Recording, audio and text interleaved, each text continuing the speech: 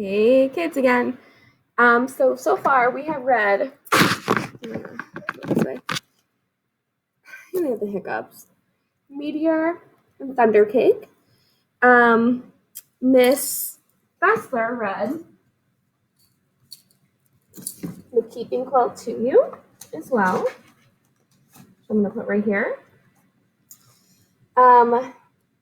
Today we are reading Some Birthday, and then tomorrow Mrs. G is going to read The Bee Tree to you.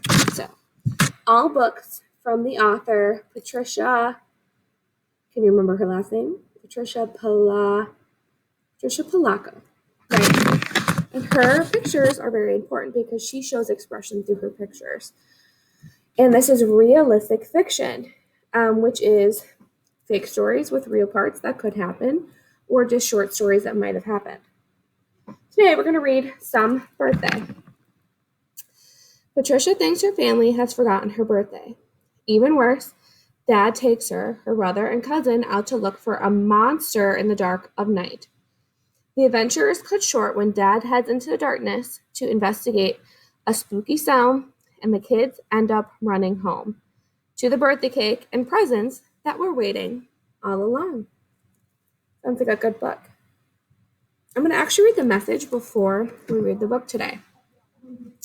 The message that you're going to learn in this story is families can have good times together. Sometimes parents and other adults have wonderful things to share with you. It can be fun to be a little bit scared. That's our message. I want you to think about if that holds true at the end of the story.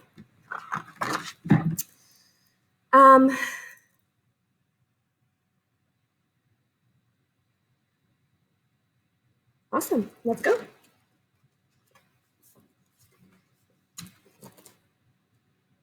Some Birthday.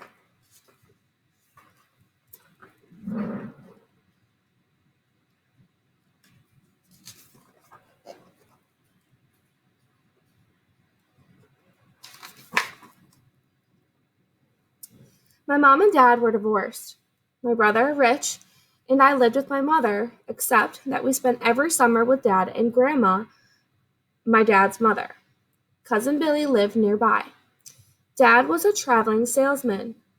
It was my job to get up and to make sure his socks matched. He was colorblind, you see. Like the other stories by Polacco you've heard, this one is told by one of the characters in the story, a girl named Patricia.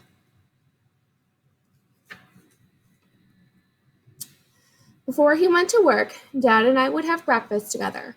We'll talk about everything in the world, and he could always make me laugh. But today he wasn't saying anything, and it was my birthday. Anything special happening today, Daddy? I asked, hoping it would help him remember. Nope, honey. Today is about the same as any other day, I'd say.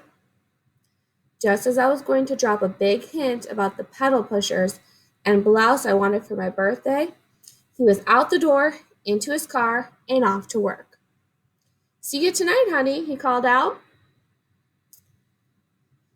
Pedal pushers are short pants that we call cropped today. So they're like cropped pants where you can see his socks. That night, when Dad came home, I looked for a birthday present. He read the paper like he always did. Then he started watching TV. Like he always did. It seems like they've all forgotten about Patricia's birthday. Do you think they've really forgotten? Or do you think that they're trying to trick her? Let's find out. It's a mean trick. Suddenly, my dad sat up in his easy chair and got that look in his eye that usually meant he was up to something. I think tonight might be the perfect night to do it, he said. Do what?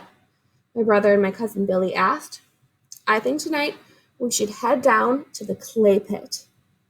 But Dad, I said, everyone knows that the clay pit is haunted. I'm with you, Dad, my brother said. Me too, added Billy. Not only had my birthday been completely forgotten, but now we had to go to one of the scariest places on earth, and at night. Tonight we're going to get the very first photograph ever taken of the monster at Clay Pit's bottom. Even though I was scared, I began to feel a little excited. Okay, Richie boy, you get the bait, Dad told my brother. And as he read from the list he made, some smelly cheese will do. I'll get some from the fridge, said Grandma. You get my camera, Billy, said Dad. Okay, Uncle Bill, said my cousin called. Patricia, you go get the flashlights. Got 'em, I called out as I held up 2 Everlast midnight specials. Hot dogs, buns, marshmallows, my dad read. I put them in the basket for you and the children, William, said Grandma. If we each carry a blanket, we'll be all set, said Dad.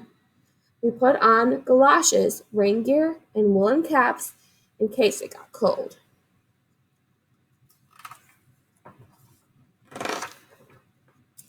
We marched down the street toward the bottomland at the edge of town. We're almost there, my dad called out in a kind of scary voice. Um, the bottomland is close to a body of water, like a river. So when they call they march down the street towards the bottomland, they're marching down towards like water. As we came to the edge of the water, it looked black, cold, and very deep. I think I saw something, Billy whispered. We all gasped and stood stock still as we watched the water for a sign of the monster's approach. Come on, kids, my dad ordered. We have to set up the camp. We threw our blankets over a low-hanging branch and put rocks in the corners to make a tent. Then we all collected wood for our campfire. The fire looked warm and friendly. Let's eat, Dad said as he threaded hot dogs onto sticks. We'll need our strength later. What do you think the monster looks like? I asked my father. He dabbed the mustard from the corners of his mouth. Well, he began, I've heard it's the ugliest, meanest, slimiest thing anyone ever saw.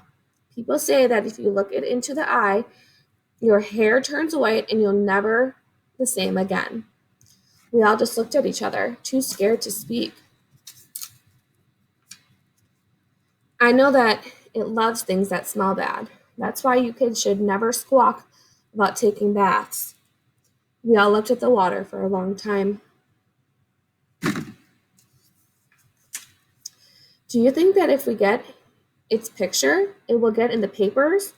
Uncle Bill? My cousin asked after a while. Sure, it'll make the state journal. And we'll all be heroes, my dad promised. Now I think that this is just about the right time for us to begin. Begin what? I said, still scared. Dad didn't answer. It ought to come for this, all right, Dad said as he put the smelly cheese on the edge of the pit. But you are the brave kids, he said. Sure you can't think of anyone that I'd rather risk my hide with than you.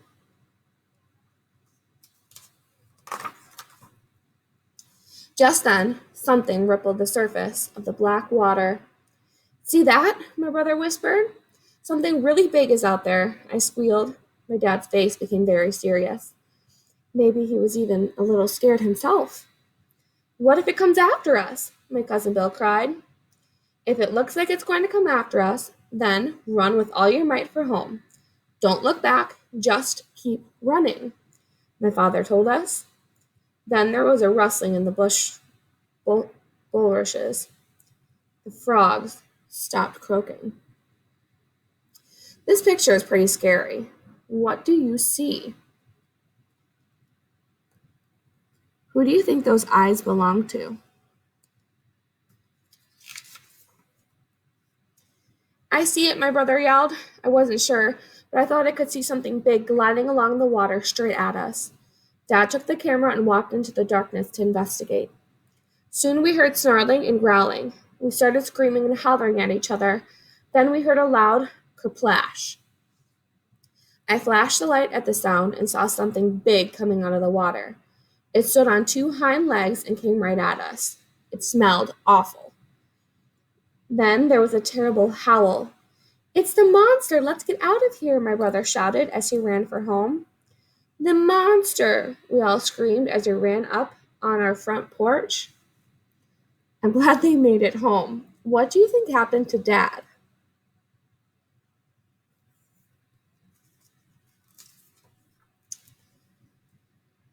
Breathlessly, we told my grandma what happened. Well, she said, I think your monster is coming through the front door right now.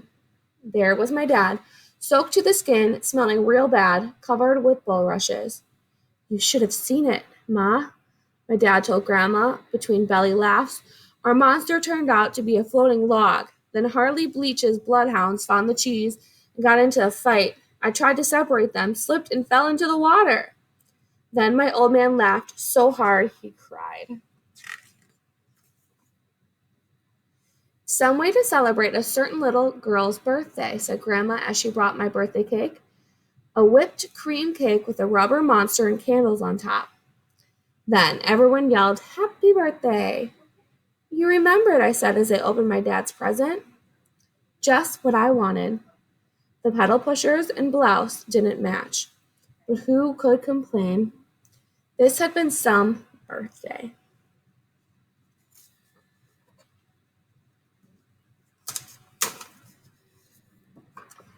Daddy, is there really a monster? I asked. Of course there is, my dad said between mouthfuls of whipped cream cake. Maybe next year, he said with a wink. We'll get the picture. Then everyone sang happy birthday to me. My dad sang the loudest and off key, of course. That's my dad. So what do you think? Did Dad forget about Patricia's birthday? How can you tell? And what about the monster? Do you think there is one or there's not one? Good luck, huh? I don't think Dad forgot about her birthday because he got exactly what she wanted. However, I mean, he could have, and then he went to work to go get the gift. I don't know. It could have gone either way. However, I do like how he planned the monster attack, and there's a monster on the cake as well. I thought that was really cool.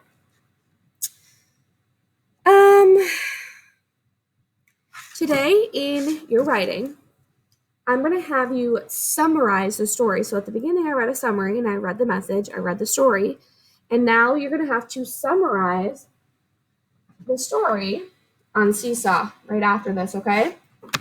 So anyway, I will see you tomorrow for the last book, The Bee Tree. Have a good day.